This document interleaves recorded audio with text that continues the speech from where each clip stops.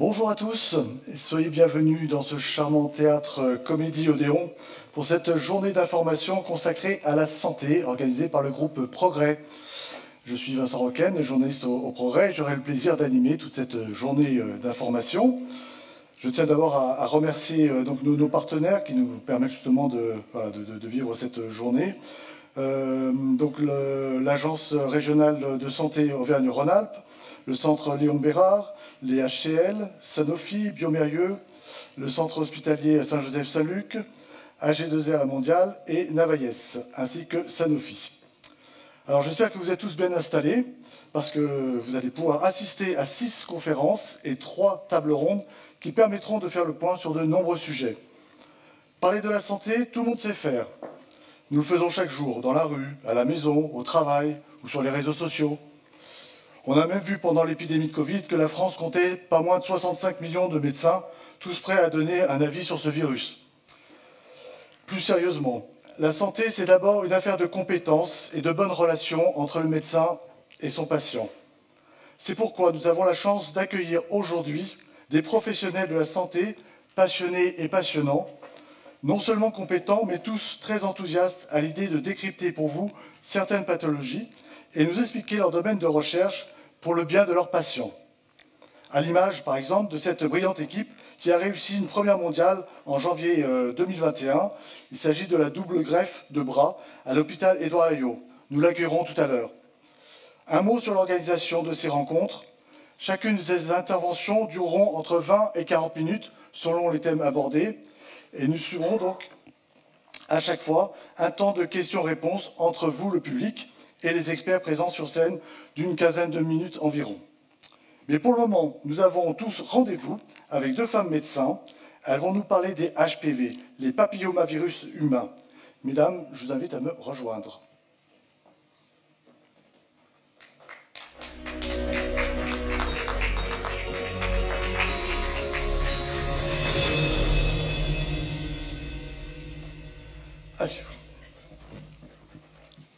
Alors, nous avons donc Dr Christine Rousset-Jablonski. Bonjour. Et Dr Léa Rossi. Alors, vous êtes toutes les deux au Centre Léon Bérard. Donc, vous êtes gynécologue. Et Léa Rossi, vous êtes chirurgienne également donc, au Centre Léon Bérard. Je crois que vous avez plein de choses très intéressantes et très interpellantes surtout à nous présenter ce matin. Je vous écoute. Nous vous écoutons. Bonjour à tous et merci d'être présents aujourd'hui pour discuter des HPV. Donc, on va parler en effet des HPV. On va essayer de voir déjà ce que vous connaissez de ces HPV et puis expliquer en quoi ils peuvent poser des problèmes sur la santé et comment on peut surtout éviter cela en s'en protégeant. Donc on va commencer par une petite question pour vous faire participer sur cette question des HPV. Donc les HPV, c'est... Ah oui, alors attendez, les diapositives ne s'affichent pas sur l'écran. Ça y est. Donc on va commencer d'abord par une petite question pour vous faire participer. Donc vous pouvez utiliser les cartes avec les lettres qu'on vous a remis dans la salle. Donc, les papillomavirus humains peuvent provoquer, réponse A, des verrues plantaires, réponse B, des condylomes, verrues génitales, réponse C, des cancers, réponse D, les 3 réponses sont exactes.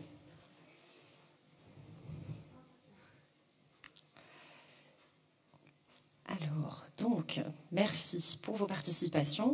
Donc, je pense qu'une grande majorité de la salle a répondu la bonne réponse, qui est la réponse D. Les 3 réponses sont exactes. Donc, en effet, alors le HPV, donc c'est l'acronyme pour Human Papillomavirus, ou en français papillomavirus humain.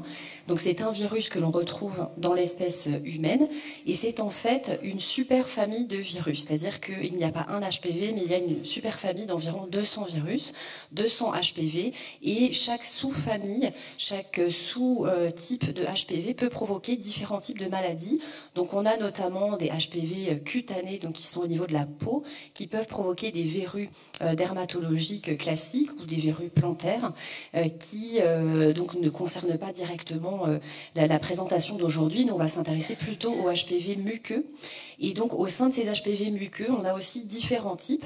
On a des HPV qu'on appelle des HPV bas risque, qui sont donc des HPV qui vont pouvoir donner des verrues génitales. Donc, c'est ce qu'on appelle les condylomes. On en verra une illustration tout à l'heure, qui sont donc des verrues localisées principalement sur les verrues, sur les muqueuses génitales. Et puis on a donc des HPV haut risque, et c'est ceux-là qui nous posent principalement problème, qui sont des HPV qui vont pouvoir donner des lésions précancéreuses, voire des lésions cancéreuses. Donc c'est surtout contre ces HPV qu'on va essayer de se protéger.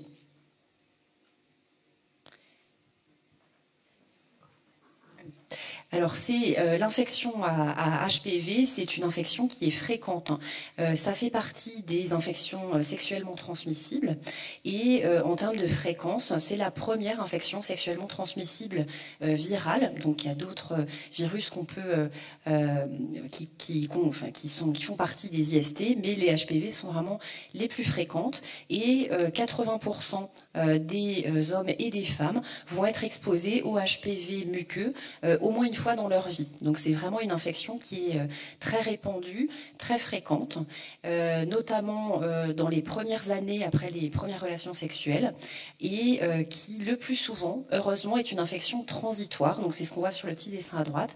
Dans 90% des cas, le virus va être présent sur les muqueuses, mais assez rapidement, en quelques mois le plus souvent, l'immunité va réussir à faire partir ce virus, et donc dans ce cas, on est immunisé contre ce type d'HPV. Alors, ce qui n'empêche pas d'en attraper d'autres types, puisqu'on a vu qu'il y en avait 200. Mais le plus souvent, donc, cette infection se résout d'elle-même.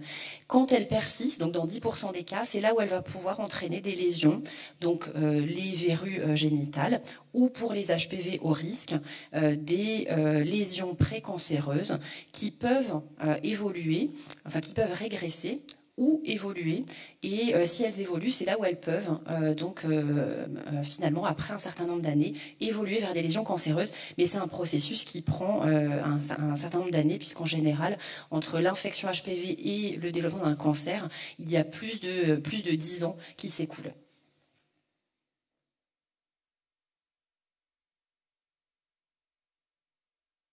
Question suivante.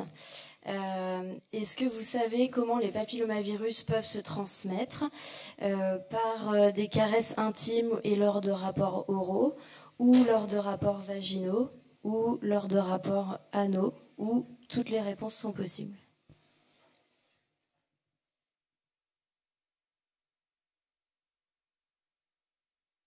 Ok, donc la majorité de la salle a répondu effectivement que toutes les réponses sont possibles. Il y avait pas de réponse A, mais c'est aussi possible, donc juste par contact en fait, de la peau ou des muqueuses. Ça, c'est juste pour vous schématiser. Donc, la muqueuse, en fait, c'est souvent des zones de transition entre l'extérieur et l'intérieur du corps. Donc, c'est la bouche, le vagin, l'anus ou le pénis chez l'homme. Et juste par contact, en fait, le virus peut se déposer là. Et puis, comme l'a dit Christine, s'éliminer tout seul quand même dans la plupart des cas. Le préservatif ne protège pas du tout à 100% contre le papillomavirus. Alors c'est indispensable de l'utiliser pour bien sûr les autres maladies sexuellement transmissibles, mais il n'est pas efficace malheureusement contre le papillomavirus. À quoi ça ressemble quand on a un papillomavirus? Donc vous avez ici un schéma de l'utérus, et en bas donc c'est le col de l'utérus. Chez la femme, les lésions précancéreuses, elles peuvent se développer liées à des papillomavirus sur le col ici, qui est zoomé à cet endroit-là, et il se dépose à la zone de jonction. La zone de jonction, c'est ici vous avez le revêtement qui va vers l'intérieur de l'utérus, et là le revêtement qui va vers l'extérieur et le vagin, et c'est à cet endroit-là que peut se déposer le papillomavirus.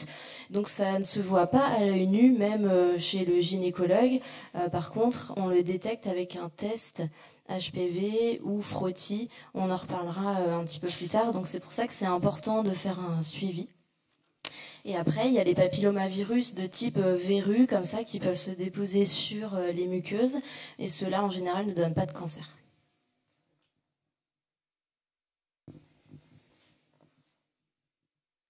Alors, troisième question, quels types de cancers peuvent être liés aux infections aux HPV? Réponse A, bouche et gorge.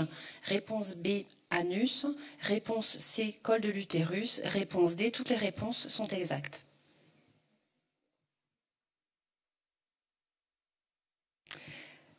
Très bien. Donc là, encore une fois, vous êtes une grande majorité à répondre la bonne réponse. Alors attention, ce ne sera pas forcément toujours la réponse D. Mais... Oui, parce que là, quand même, je pose des questions. Donc en effet, c'était ici la réponse D qui était la bonne réponse. Donc c'est vrai qu'on pense souvent au cancer du col de l'utérus quand on parle du HPV, et en effet c'est le cancer le plus fréquemment associé au HPV. Donc les ronds de couleur correspondent en fréquence aux différents types de cancers. Donc c'est bien le col de l'utérus qui est le plus fréquent. Alors quand on parle des cancers liés au HPV, déjà en totalité on a environ 6000 cas de cancers liés à l'HPV par an en France qui sont comptabilisés, avec une majorité chez la femme, donc avec 4500 cas chez la femme environ et 1800 cas chez l'homme.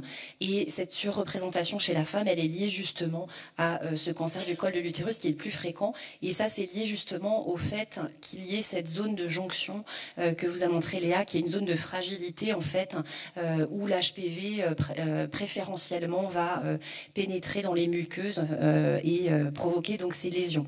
Donc le col, c'est un cancer qui, c'est écrit ici, mais je ne suis pas sûre que vous puissiez le voir, donc qui en lui-même représente 300 cas par an, 3000 cas pardon, par an en France, avec un âge moyen au diagnostic de 51 ans et qui est responsable d'environ 1000 décès par an en France.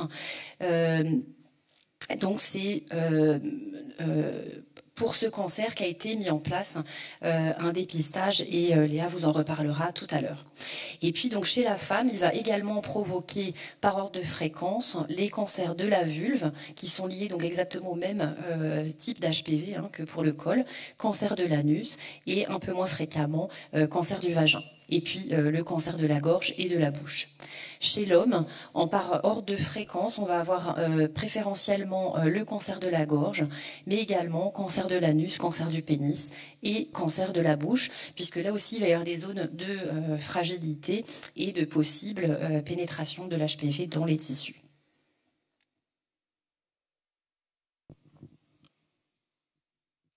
C'est la dernière question du quiz.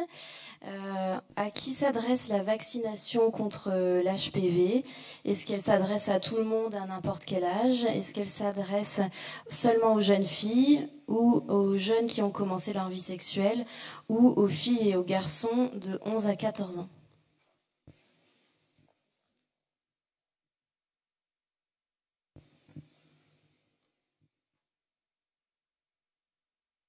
Alors, il y a majoritairement des réponses D et des réponses A. Donc ça s'adresse effectivement le vaccin aux garçons et aux filles de 11 à 14 ans, parce que c'est plus le vaccin est fait tôt, et surtout avant d'être en contact avec le virus, et mieux ça marche. Donc c'est pour ça que le vaccin est recommandé de 11 à 14 ans, donc avant l'exposition au virus. Donc pour qui, on vient de le dire, il existe une possibilité de rattrapage, peu importe qu'il y ait eu ou pas un début de vie sexuelle entre-temps. Jusqu'à 20 ans, il est possible quand même de faire le vaccin, et jusqu'à 26 ans pour les hommes ayant des relations sexuelles avec les hommes. C'est 2 doses, le schéma classique du vaccin, une au début et une 6 mois après. Et on sait maintenant qu'il n'y a pas d'effet secondaire particulier reconnu au vaccin HPV, avec plus de 50 millions de vaccinés dans le monde. On n'a pas mis en évidence d'effets indésirables spécifiques au vaccin. Et donc le plus tôt possible, c'est ce qui marche le mieux. Spécifiquement donc pour les femmes, comme nous sommes gynécologues, on va revenir juste sur le dépistage, qui est maintenant donc un dépistage organisé. Il est de 25 ans à 30 ans, les femmes doivent faire un frottis. Donc ça se fait chez la sage-femme ou chez le gynécologue ou chez le médecin traitant ou au laboratoire même. Donc c'est un premier à 25 ans, un autre un an après, puis tous les 3 ans. Et là, on va vérifier qu'il n'y a pas d'anomalie cellulaire sur le col de l'utérus. Puis ensuite, de 30 ans à 65 ans, il faut faire un test de détection du virus tous les 5 ans. Si ce test est négatif, vous êtes tranquille pour les 5 années d'après. Et puis, en dehors de ces consultations systématiques, il y a certains signes qui doivent alerter, notamment consulter en cas de verrue constatée, en cas de saignement vaginal, en cas de gêne dans la bouche ou dans la gorge, ou sur la région anale. Voilà, et donc il y a tous les professionnels de santé qui peuvent vous recevoir, les gynécologues, le médecin traitant, la sage-femme et le laboratoire pour faire ces tests en général. Et j'ajouterais que les modalités du dépistage ont changé récemment, en fait, en 2020. Donc jusqu'à 2020, c'était des frottis tous les 3 ans pour toute tranche d'âge, enfin jusqu'à 65 ans. Et c'est depuis 2020 que la recherche de papillomavirus est rentrée dans le dépistage. Donc ça a changé assez récemment. Et avant 30 ans, on ne fait pas le test d'HPV, mais le frottis, parce que c'est tellement répandu qu'on risquerait de trouver tout le monde positif au HPV. Alors on a maintenant préparé une petite vidéo. Alors c'est plutôt une vidéo qui a été élaborée pour les adolescents, à la fois dans le graphisme et puis dans les mots qui sont employés, qui vise en fait vraiment à informer sur les papillomavirus pour les plus jeunes, puisqu'en fait c'est vraiment pour nous la cible de la prévention, puisque c'est la cible vaccinale. Alors en général, ils ont normalement été vaccinés avant leurs 15 ans, mais comme on a la possibilité du rattrapage entre 15 et 19 ans, ça permet de les informer et puis qu'ils puissent en parler avec leurs parents et faire la demande éventuellement de la vaccination et puis les informer aussi sur l'importance du dépistage. Les HPV, c'est quoi? Comment t'en protéger? Sarah a 18 ans. Sur le chemin du lycée, elle écoute un podcast et entend un spot de prévention sur les HPV. En retrouvant son groupe d'amis devant le lycée, elle leur demande s'ils connaissent les HPV. Yanis en a vaguement entendu parler, Sophie, elle, ne sait pas ce que c'est. Sarah décide de leur expliquer ce qu'elle a entendu. Les HPV, c'est quoi? HPV, ça veut dire papillomavirus humain. C'est une famille de virus qui infecte la peau et les muqueuses. Apparemment, il en existe plus de 200 types, plus ou moins à risque. Et comment ça se transmet? Les HPV se transmettent lors des relations sexuelles, par contact des muqueuses ou de la peau. Tout le monde peut être exposé à une infection HPV, quelles que soient ses préférences sexuelles. Au cours de ta vie, tu as une probabilité de 80% de rencontrer un HPV. C'est une des infections sexuellement transmissibles les plus fréquentes. Tu te rends compte? Et si tu es infecté, qu'est-ce qu'il se passe? Le problème quand tu es infecté, c'est que tu ne t'en rends pas forcément compte. Tu n'as ni maladie ni symptômes. Mais rassure-toi, la plupart du temps, le système immunitaire permet de les éliminer naturellement dans les 2 ans. Mais par contre, dans 10% des cas, le virus reste dans ton corps. Et c'est là que ça se complique. À court terme, certains HPV peuvent entraîner des verrues génitales très contagieuses. Et d'autres, à long terme, peuvent persister et évoluer en lésions précancéreuses. Si ces lésions ne sont pas traitées, elles peuvent évoluer en cancer au bout de 10 à 15 ans. Les HPV peuvent ainsi être responsables de plusieurs cancers, col de l'utérus, anus, gorge et bouche. Que peux-tu faire contre les HPV? Eh bien, le problème, c'est qu'il n'y a pas de traitement pour cette infection, mais tu peux quand même t'en protéger. Avec la vaccination? Oui, la bonne nouvelle, c'est qu'un vaccin existe. Pour être super efficace, c'est mieux de le faire avant toute infection. Il est recommandé pour tous les jeunes, filles et garçons, âgés de 11 à 14 ans. Si tu n'as pas pu être vacciné avant, un rattrapage est possible jusqu'à tes 19 ans révolus. Et en plus, le vaccin est remboursé par la sécurité sociale. Avec le dépistage, Pour prévenir les cancers du col de l'utérus, nous, les femmes, entre 25 et 65 ans, on peut se faire dépister à intervalles réguliers par frottis ou test HPV. Si des anomalies sont détectées, ce n'est pas forcément un cancer. Un médecin ou une sage-femme peut prescrire alors des examens complémentaires. Avec le préservatif ? Et non, même en se protégeant avec un préservatif, tu peux le transmettre. Ce n'est pas pour autant que tu dois arrêter de te protéger, hein, car le préservatif protège des autres infections sexuellement transmissibles comme le VIH. En résumé, l'exposition au virus HPV concerne tout le monde. Les HPV sont très contagieux. Ils peuvent provoquer des verrues génitales et des cancers. Le préservatif ne protège pas à 100%. En te faisant vacciner, tu te protèges et tu protèges les autres. Alors, n'hésite pas à en parler à tes parents, à ton médecin ou dans un centre de dépistage gratuit autour de chez toi.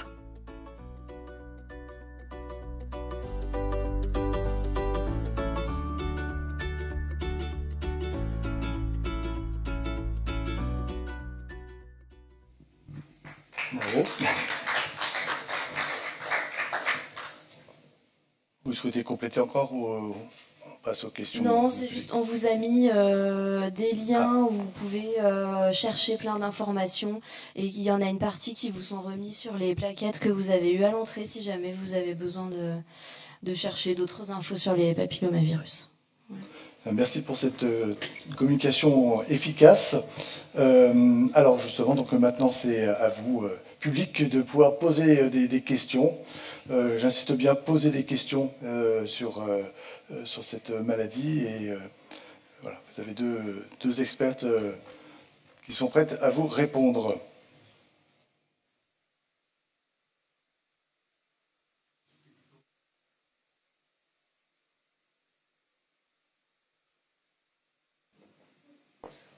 En fait, c'est pas qu'il passe à travers, c'est qu'il peut être juste à côté. Il n'est pas forcément sur la zone couverte par le préservatif. Il peut être juste déposé même à côté sur les muqueuses. C'est pour ça que par n'importe quel contact, et même avant le préservatif ou ce genre de choses, on peut transmettre le virus. C'est pour ça que ça protège pas à 100%.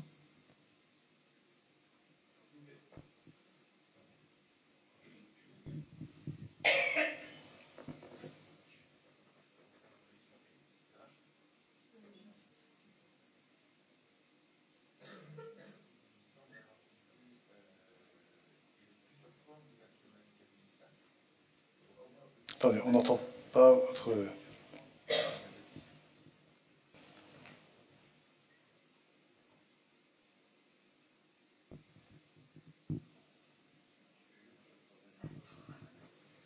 disiez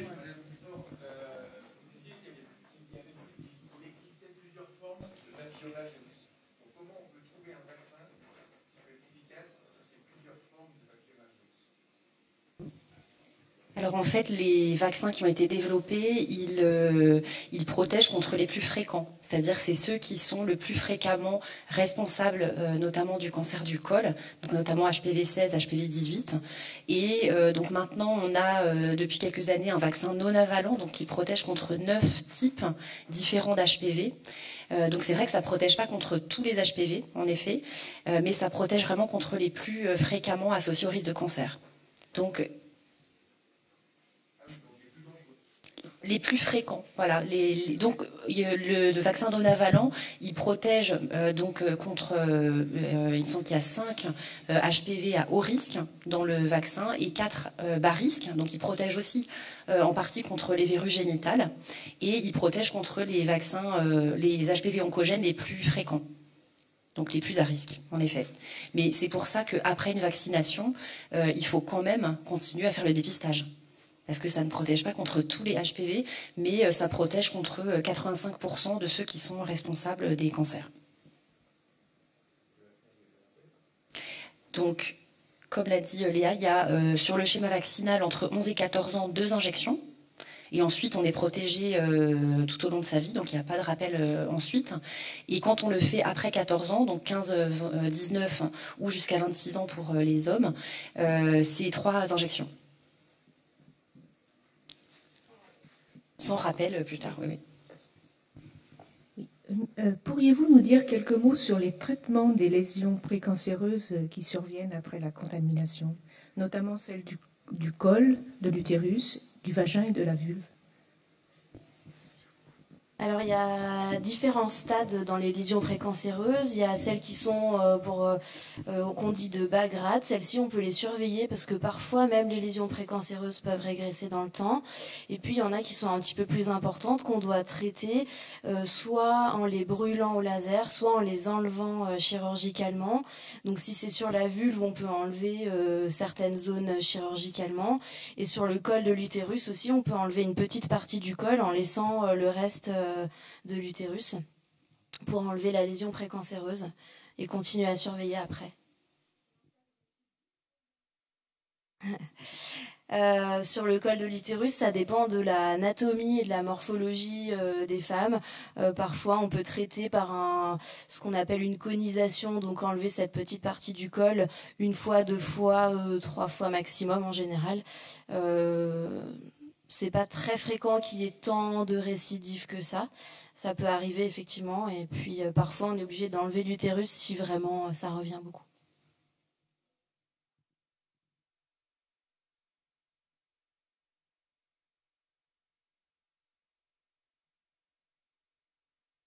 Moi je me posais la question, alors on voit bien apparaître de 11 à 14 ans que c'est à la fois chez les filles et les garçons, la question du dépistage chez les hommes, même s'ils sont moins à risque derrière, mais c'est aussi... ils peuvent aussi transmettre, donc voilà, je me posais cette question-là. Donc c'est vrai qu'à ce jour, il n'y a pas de dépistage en dehors du dépistage du cancer du col de l'utérus. C'est vrai qu'il n'y a pas d'autres dépistages à la fois chez la femme pour la gorge ou chez les hommes pour la gorge ou pour le canal anal. Donc après... il arrive parfois quand même qu'on fasse des examens dans certaines situations, notamment en cas d'immunodépression ou chez une personne qui a des condylomes multiples, par exemple. Parfois, on va faire d'autres examens, mais c'est vrai que c'est principalement pour une raison de moindre fréquence, puisque les tests de dépistage, en général, ils sont développés en fonction de la fréquence des maladies. Et puis ensuite, c'est aussi par rapport aux examens complémentaires possibles. Chez la femme, il y a la possibilité de faire ce test HPV, ce frottis. Pour la gorge, ça serait voilà, des examens qui seraient probablement un peu moins simples à mettre en place. Donc en effet, actuellement, il n'y a pas de dépistage. Ouais, donc c'est sur symptômes en fait, il faut consulter pour les autres zones. Ouais. Bonjour, moi j'avais une question sur l'âge maximal pour la vaccination qui est, je vois, de 19 ans. Mais si on a une vie sexuelle par exemple tardive au-delà de cet âge-là, est-ce que c'est quand même recommandé de faire la vaccination ou c'est vraiment un âge maximal pour une efficacité totale ? En fait, les recommandations, elles ont été émises pour faire simple pour la population générale. Effectivement, si on n'a pas eu d'exposition sexuelle avant un petit peu tard, ça vaut le coup quand même de faire le vaccin, parce que ce qui compte, c'est effectivement de le faire avant l'exposition. C'est juste qu'après 20 ans, ce sera plus remboursé théoriquement. Maintenant, on n'a pas beaucoup de vaccins contre le cancer qui existent. Ça peut valoir le coup d'investir 100 € pour... 100 €. C'est 150, je crois, par injection. Ouais, par injection, c'est ça. En pratique, on le prescrit en effet régulièrement après l'âge de 19 ans dans des situations comme celle-là où j'ai des personnes qui vont débuter un traitement immunosuppresseur par exemple, puisque l'immunodépression c'est à risque plus important de maladie HPV. Et en pratique, il me semble que souvent les gens sont quand même remboursés. Donc voilà, je pense que ça dépend un petit peu des caisses de sécu. Merci. Est-ce que le traitement le vaccin doit se répéter plusieurs fois ou si une fois suffit pour toujours? Ce qui m'étonnerait quand même. Donc quand on a fait le schéma complet, en principe c'est à vie. Oui, il n'y a pas besoin de se refaire une vacciner. fois, vaccin à vie. Enfin, donc le schéma vaccinal, on vous a dit il y a 2 injections pour le schéma 11-14 ans ou 3 injections et ensuite la protection, elle dure toute la vie, oui. La vie, c'est formidable. Sachant que la principale exposition, quand même, c'est le début de la vie sexuelle. Donc c'est pour ça aussi, je pense. Oui, Au niveau immunitaire, a priori, il y a quand même eu des études, ils ont quand même vérifié au niveau des taux d'immunoglobuline donc ils restaient bien présentes, y compris à distance, sauf dans des cas particuliers, encore d'immunodépression parfois. Bonjour. Concernant les tests, est-ce qu'ils concernent seulement les formes graves d'HPV, enfin les formes qui déclenchent les cancers, ou ça détecte l'ensemble des 200 sérotypes possibles? Je voulais savoir si quand on fait un test HPV, on cible vraiment les microbes qui vont donner cancer, ou c'est l'ensemble des papillomavirus, y compris ceux des virus dermato, qui sont détectés sur ces tests HPV. Donc, dans le dépistage, du coup, c'est vraiment les HPV oncogènes qui sont recherchés, donc ceux qui sont à risque. Donc c'est vrai qu'on ne recherche pas les HPV bas risque. Après, c'est techniquement possible, c'est-à-dire qu'il y a des laboratoires, mais c'est plutôt à visée de recherche, qui ont la capacité de détecter les HPV bas risque. Mais ça, c'est plutôt dans le cadre de travaux de recherche. Donc vraiment, pour dépister, dans le dépistage, c'est uniquement les HPV oncogènes, donc à risque, à haut risque. Je trouve ça très bien, mais parce que je pensais qu'à l'inverse, ça aurait été difficile de vraiment cibler seulement cela. En fait, les méthodes qu'ils utilisent par PCR, ils ont vraiment ciblé justement uniquement sur l'HPV oncogène. Et on est aussi capable d'ailleurs de préciser quel sous-type d'HPV oncogène il s'agit, puisque pour nous, ça peut être utile de le savoir, puisqu'en fait, on peut avoir successivement plusieurs infections HPV oncogènes, ce qui n'a pas la même valeur que d'avoir un HPV qui persiste en fait plusieurs années. Donc en fait, ils sont aussi capables de nous préciser quel HPV est présent en fait.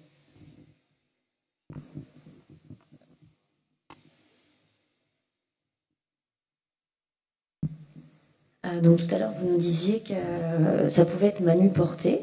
Est-ce que le HPV peut rester sur des surfaces hors humaines? Par exemple, je n'en sais rien, moi, sur des toilettes ou des sextoys ou n'importe quoi. Alors, a priori, par chance, c'est plutôt un virus qui, contrairement au Covid, n'est pas très résistant en dehors des muqueuses et de la peau. Donc, en dehors, en effet, d'objets type sextoy, où il faut quand même avoir une certaine précaution et prudence, sur des surfaces autres ou sur les toilettes, par exemple, c'est pas un mode de transmission classique.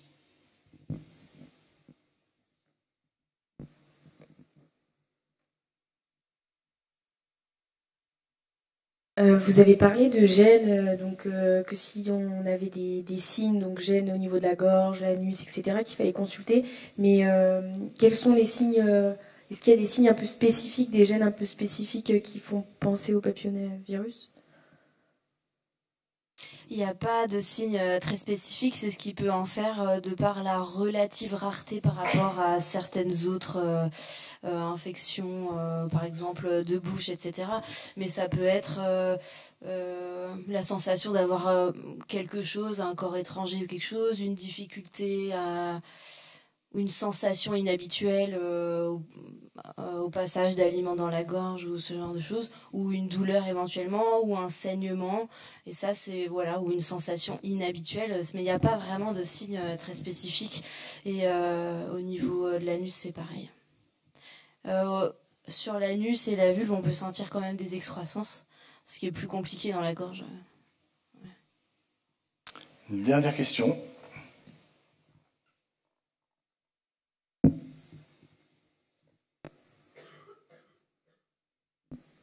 Concernant le vaccin, il a fait quand même l'objet de nombreuses polémiques. Il n'y a vraiment aucun risque?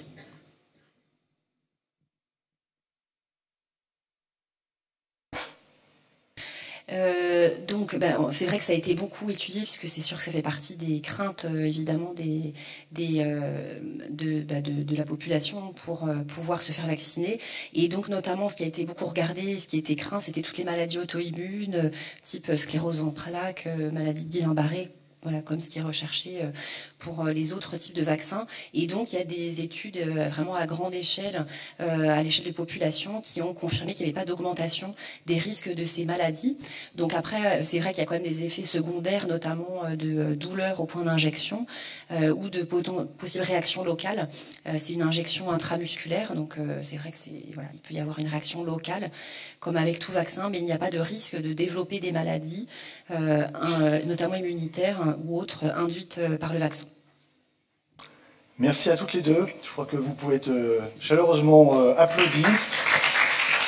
Merci Christine Roussier-Jabourski, merci Léa Rossi.